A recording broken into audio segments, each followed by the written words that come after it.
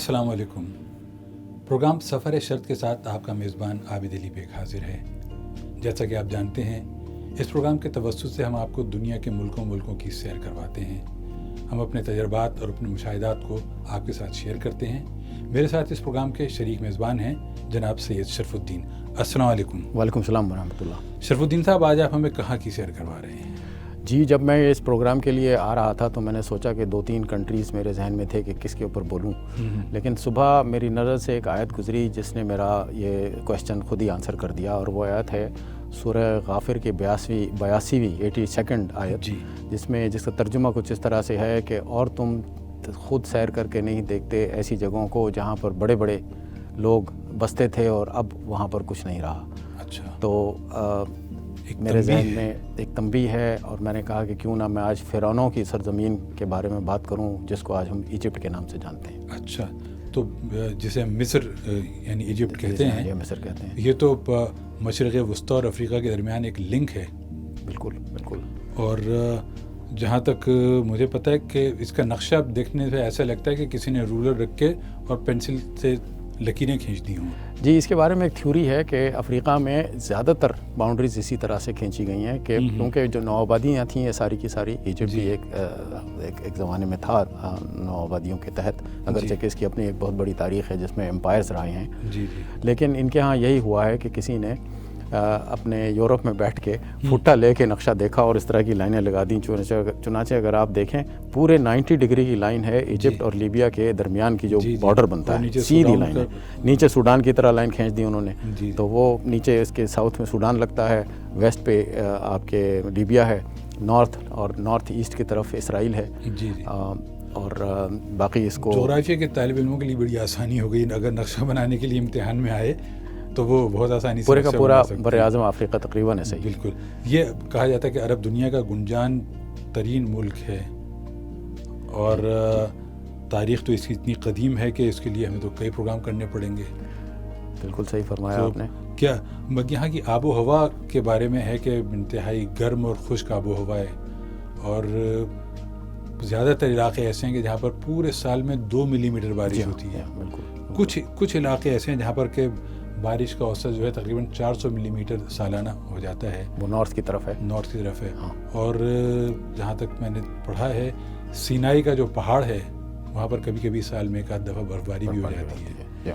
تو سینائی کا پہاڑ اس وجہ سے تو مشہور ہے. کوئی اس کی اور وجہ مشہوری کی؟ جی جناب، یہ تو بہت ہی تاریخی جگہ ہے. یہ سینائی کا جو علاقہ تھا یہ 1967 کی اسرائیل اور ایجپٹ کی جنگ کے بعد اسرائیل نے قبضہ کر لیا تھا، جو اب واپس کر دیا گیا ہے.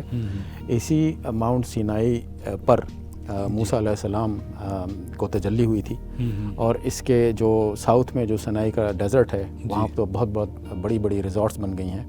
اس کی ایک وجہ یہ بھی ہے کہ وہ سابق صدر جو تھے، ان کے سابق سے پہلے جو صدر تھے حسنی مبارک صاحب، وہ ان کا ہوم ٹاؤن تھا. تو وہاں پر یورپین طرز کی بہت ریزورٹس بنی ہوئی ہیں. لیکن سب سے زیادہ امپورٹنٹ بات سینائی کی یہ ہے کہ وہاں پر ایک ہے سینٹ کیتھرین کی خانقاہ، جو جسے موناسٹری کہتے ہیں. وہاں پر اگر آپ جائیں تو اس کے احاطے میں وہ برننگ بش ہے، وہ جھاڑی ہے جو روایت کے مطابق وہ جھاڑی ہے جہاں پر موسیٰ علیہ السلام کو تجلی ہوئی تھی، اور انہوں نے اپنے جوتے اتار کے وہاں آگ دیکھی تھی، اور وہ اپنے فیملی کو یہ کہہ کے گئے تھے کہ مجھے جانے دو کہ میں شاید تمہارے لیے کچھ وہاں سے آگ لے کے آؤں. وہ وہاں کا نور تھا. تو مجھے وہاں جانے کا اتفاق ہوا سن 2002 میں. اس سینٹ کیتھرین موناسٹری میں ایک اور بھی چیز بڑی انٹرسٹنگ ہے، وہ یہ ہے کہ وہاں پر ایک کوپیننٹ ہے جو اگین روایت کے مطابق حضرت علی کا لکھا ہوا ہے، اور محمد صلی اللہ علیہ وسلم کی مہر مبارک اس پر چسپاں ہے، جس میں عیسائی راہبوں کو حضور صلی اللہ علیہ وسلم نے سن 2 ہجری میں پروٹیکشن کا ایک وہ دیا تھا، کووننٹ، ایک طرح سے ایک وعدہ کیا تھا، جس کے اندر یہ لکھا تھا کہ ان راہبوں کو نہ ان سے ٹیکسز لیے جائیں گے، نہ ان کے ریلیجس معاملات میں کوئی مداخلت کی جائے گی، نہ ان کو کسی قسم کے کوئی ضرر پہنچایا جائے گا. وہ نہایت یعنی کہ امپورٹنٹ کووننٹ مکمل ہے. اور سنا ہے کہ 5 اس طرح کے کووننٹس حضور صلی اللہ علیہ وسلم نے کیے تھے، جس میں سے ایک یہ ہے. تو اس کی نقل اس سینٹ کیتھرین موناسٹری میں ہے. مجھے وہ بھی دیکھنے کا اتفاق ہوا. عربی میں ہے، پڑھی نہیں جاتی کیونکہ بہت ہی پرانا رسم الخط ہے. لیکن اس کی اصل کاپی جو ہے وہ توپ کاپی میوزیم ترکی میں ہے. اچھا. لوگ یہاں سیاح جاتے ہیں کیمل کے اوپر اور پھر وہ اوپر ماؤنٹ سینائی پہ جا کے سورج کا نظارہ بھی کرتے ہیں غروب ہونے کا اور طلوع ہونے کا. اور جو زیادہ ینگ ہیں وہ خود چڑھ کے جانے کی کوشش کرتے ہیں. اسرائیل سے بہت قریب ہے یہ علاقہ, اور بلکہ اگر آپ سائنائی میں اگر آپ کو چھٹیاں گزارنے کا علم ہو, موقع ملے تو وہاں سے آپ اسرائیل جا بھی سکتے ہیں بائی روڈ, کیونکہ وہاں پر ٹورسٹ آپریٹرز ہیں, وہ روسی آرتھوڈاکس چرچ کرسچنس کو اور دیگر لوگوں کو لے کے جا رہے ہوتے ہیں. اگر آپ خواہش ظاہر کریں کہ میں جانا چاہتا ہوں, 1 رات کا بس کا سفر ہے, بحر مردار سے ہوتے ہوئے وہ لے جاتے ہیں آپ کو, اور پھر انٹری ہوتی ہے آپ کی, اور آپ پورے کا پورا بیت لحم شہر دیکھ کے آ سکیں. انشاءاللہ کسی دن اس پہ بھی پروگرام کریں گے, مجھے وہاں جانے کا اتفاق تو ہوا ہے. جو موجودہ مصر ہے, رقبہ تو اس کا خاصا بڑا ہے, تو اس کو مختلف حصوں میں تقسیم کیا گیا ہے. کوئی کہا جاتا ہے کہ 27 گورنریٹس کہلاتے ہیں, اور وہاں کے گورنر جو ہیں اس کو رول کرتے ہیں. سیر کرنے کے تعلق سے اگر آپ دیکھیں تو چند بڑے شہر ہیں جو بہت مشہور ہیں سیر کے لیے. ایک تو الیگزینڈریا جس کا آپ نے ذکر کیا, اور وہ وہاں پر اس کا نام اس طرح سے پڑا کہ وہاں الیگزینڈر دا گریٹ وہاں پر گئے تھے, اور ایک روایت کے مطابق ان کی وہاں قبر بھی ہے. اور وہاں کلیوپیٹرا بھی تھی, جو ہم سنتے ہیں کلاسیکل میں. اور کلیوپیٹرا کے بارے میں مشہور ہے کہ وہ اتنی وہ مغرور قسم کی وہ اس کے عجیب وہ تھے شوق اور طریقے, کہ وہ جب نہاتی تھی تو 40 گدھیوں کا دودھ درکار ہوتا تھا, وہ پانی سے نہیں نہاتی تھی. اچھا, یہ اس کے بارے میں مشہور ہے. تو وہ سب الیگزینڈریا میں آپ دیکھ سکتے ہیں. نیچے آئیے, گدھی کا دودھ جو ہے خاصا مطلب حسن افزا نہیں, اس کے علاوہ جی ہاں یہ تصور ہوتا ہے, لیکن اس کو حاصل کرنا کتنا مشکل ہوتا ہوگا. پھر آپ نیچے آئیے, ہرگادہ ہے, وہ ایک ٹورسٹ اسپاٹ ہے. قاہرہ اٹ سیلف, اس میں 7 ایسی امپورٹنٹ مساجد ہیں کہ اگر آپ ان مساجد کو دیکھنے چلے جائیں تو 7 دن آپ کے لگ جائیں. اس میں حسین مسجد ہے, جس میں روایت ہے کہ حسین علیہ السلام کا سر مدفون ہے. وہاں پر ایک الرفائی ماسک ہے جو کہ فاطمید کے ٹائم کی یاد دلاتا ہے. اس میں کافی مقبرے بھی ہیں, قبریں ہیں. اس میں شاہ فاروق کی قبر ہے, ان کی بیگم کی قبر ہے, اور شاہ ایران کی قبر ہے, کیونکہ جب انقلاب آیا تھا ایران میں تو شاہ ایران کو انہوں نے واپس آنے کی اجازت نہیں دی تھی. تو ان کو, کیونکہ شاہ ایران کی وائف اور شاہ فاروق کی وائف بہنیں تھیں, تو وہاں وہ مجھے مقبرہ دیکھنے کا اتفاق ہوا جب میں گیا.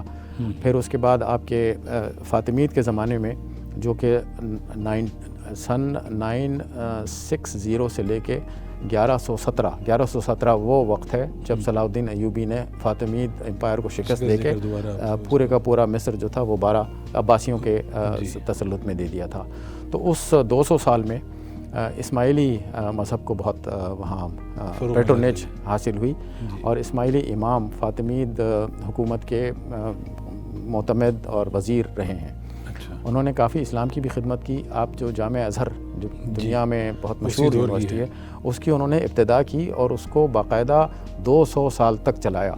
اور شروع میں جامعہ ازہر کے جو علماء تھے وہ اسماعیلی مذہب کی پرچار کا کام کرتے تھے. اسماعیلی کا ذکر کیا, میں نے پڑھا ہے کہ وہاں پر بوہرا کمیونٹی کے لوگ بھی خاصے اس میں رہے اس فاطمی دور میں. جی. اور اس زمانے کا بنا ہوا جو ایجپشین کیلنڈر ہے, آج تک ہماری بوہری کمیونٹی اسی کیلنڈر کو فالو کرتی ہے. اصل میں اسماعیلی اور بوہرا جو مسالک ہیں وہ بہت قریب ہیں ایک دوسرے سے, کیونکہ وہ حاضر امام پر یقین رکھتے ہیں, جبکہ جو شیعہ مذہب ہے وہ غائب امام پر یقین رکھتا ہے. تو ان کے حاضر اماموں میں پھر نیچے جا کے 12ویں امام پہ تفرقہ ہو گیا. تو جو آغا خانی ہیں انہوں نے ایک لائن آف ڈسینٹ کو فالو کیا, اور بورا کمیونٹی نے دوسرے. لیکن ان کا جو شروعات تھیں وہ وہیں فاطمید امپائر سے تھی. تو میں آپ کو بتا رہا تھا کہ یہ تو مساجد کا ذکر ہوا, وہاں بی بی زینب کا بھی مزار ہے, کی مسجد ہے. جب آپ یہاں سے قاہرہ سے باہر نکلیں, اچھا قاہرہ میں آف کورس پیرامڈز ہیں جو ورلڈ فیمس ہیں, اور پیرامڈز کے ساتھ ابو سمبل کا وہاں مجسمہ ہے, اور چھوٹا سا ایک اس کا وہ ہے. وہی مجسمہ ہے جس کو اسوان ڈیم کی تعمیر کے دوران منتقل کیا گیا سن 60 کی دہائی میں. اور اتنی باریکی سے یہ کام ہوا, کیونکہ اگر یہ نہ منتقل کرتے اس ہیوج پتھروں کے مجسمے کو, اس میں 4 مجسمے ہیں جو اس ٹیمپل کے اطراف بیٹھے ہوئے ہیں, 2 ایک طرف 2 ایک طرف. آپ دیکھ سکتے ہیں کہ ایک مجسمہ بالکل تباہ ہو چکا ہے, کیونکہ وہ نہیں لایا جا سکا, ٹوٹ گیا. تو وہ سارے کا سارا اسوان کے پلین سے اٹھا کے لایا گیا, کیونکہ وہاں پانی آ چکا تھا. اسوان ڈیم بھی ایک ونڈر ہے دنیا کا, کیونکہ وہ اگر پانی نہ ہوتا, جیسے آپ نے ذکر کیا کہ پورے کا پورا جو ایجپٹ ہے وہ دریائے نیل پر اس کی زندگی کا انحصار ہے، باقی تو وہ ایرڈ علاقے ہیں. تو اسوان ڈیم اور آپ کے یہ سوئز کنال، ان دو کی وجہ سے ان کو پانی میسر آیا وہاں کے لوگوں کو، تاکہ وہ اپنی کاشتکاری کر سکیں، اپنی زندگی کے معمولات گزار سکیں. پانی نہ ہو تو زندگی نہیں ہے. کا آغاز جو ہے وہ تو وہاں سے لیک وکٹوریا سے ہوتا ہے، اور یہ سوڈان اور باقی ان علاقوں سے گزرتا ہوا، یوگنڈا سوڈان سے گزرتا ہوا آ کر غالباً ہم پچھلے کسی پروگرام میں کر چکے ہیں اس کا ذکر کہ جنجا سے اس کی سورس ہے جو کہ یوگنڈا میں ہے، پھر بہت سارے دریا آ کے اس میں ملنا شروع ہو جاتے ہیں، اور پھر یہ نیچے جا کر سوڈان میں سمندر میں ریڈ سی میں چلا جاتا ہے. تو مصر کی جو اکانومی ہے وہ تو 3-4 چیزوں پر مشتمل ہے، جس میں زراعت، گیس اور سیاحت، اور سب سے ایک ہے میڈیا. جی میڈیا کا کیا سلسلہ ہے؟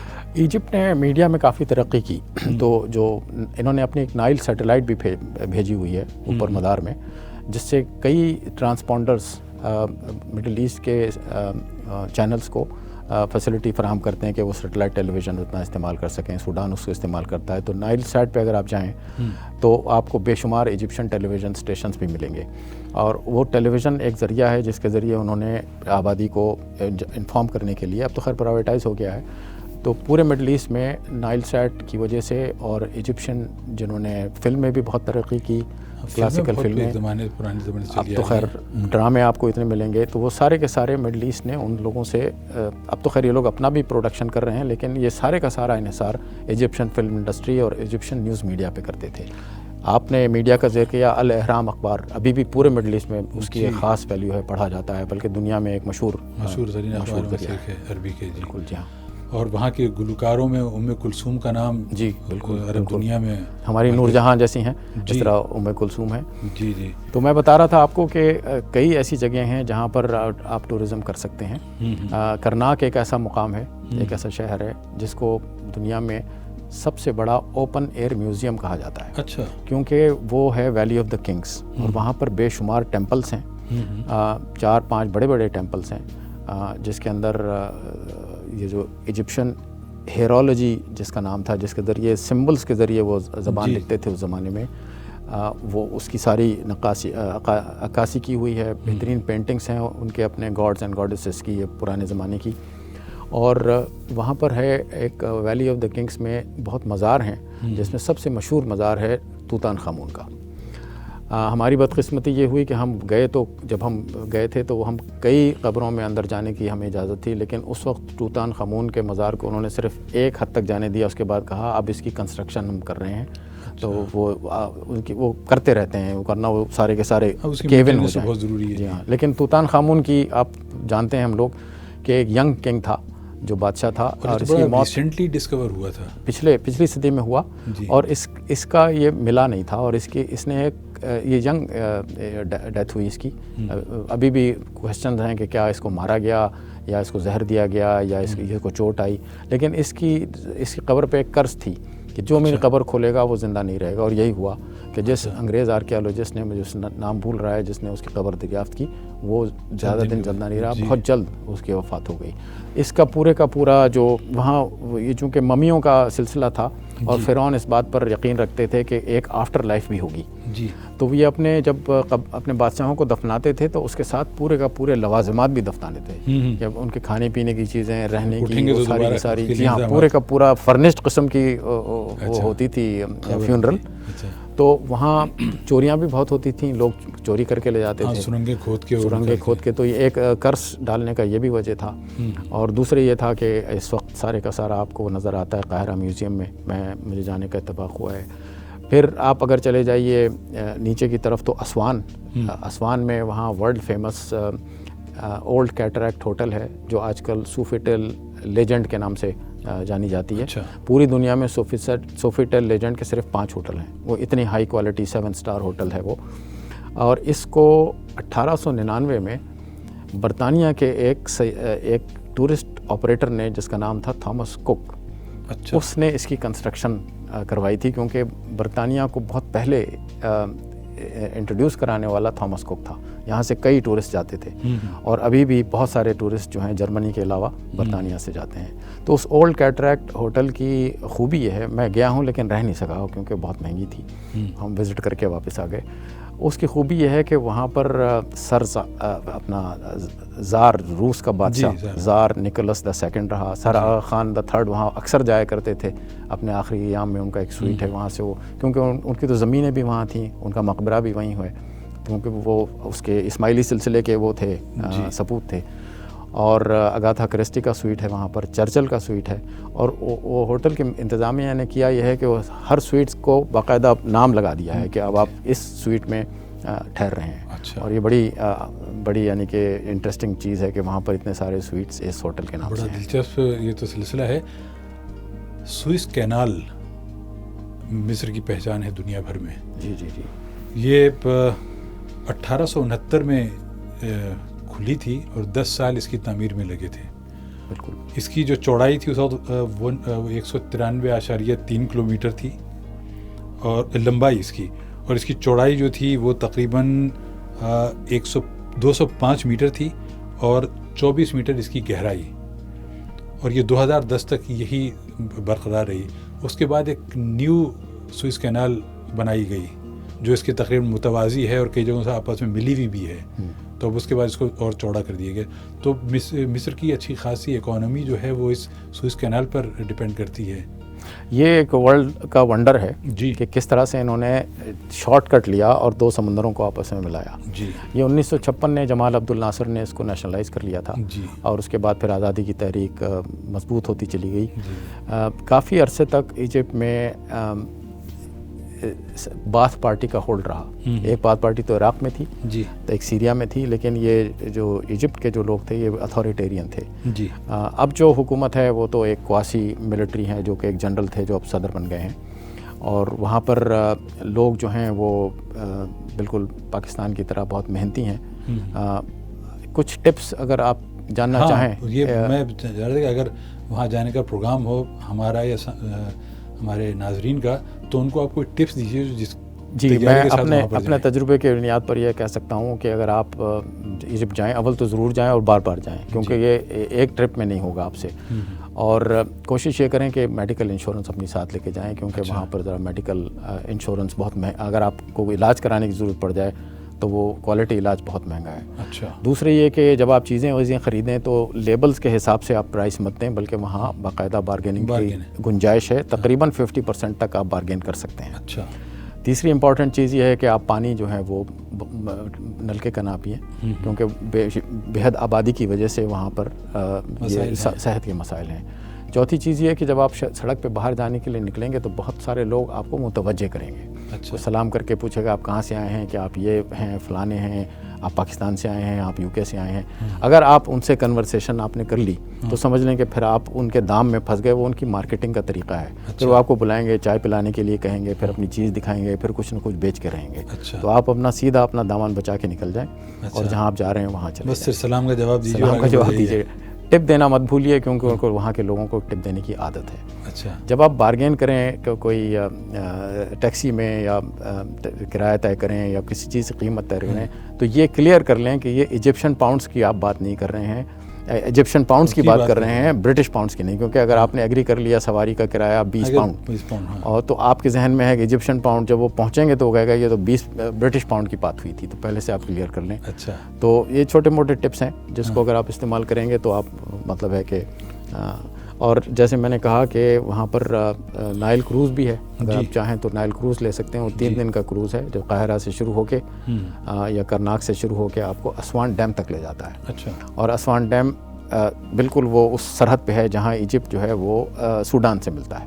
ٹھیک، تو وہ بھی بہت انٹرسٹنگ جگہ ہے۔ ایجپشین خوراک لوگ کیا کھاتے ہیں، کیسا کھاتے ہیں، یہ بتائیے۔ ایجپشین خوراک میں کئی ایسی چیزیں ہیں جو ان کی اپنی خاص ہیں، جیسے کہ ان کا ایک چکن سوپ ہے جس میں وہ ایک سبزی ڈالا کرتے ہیں جس کو ملوخیہ کہتے ہیں۔ وہ تو اب دنیا میں مشہور ہو گئی ہے، آپ کو یہاں لندن میں بھی آرام سے وہ فروزن ملوخیہ مل جائے گا۔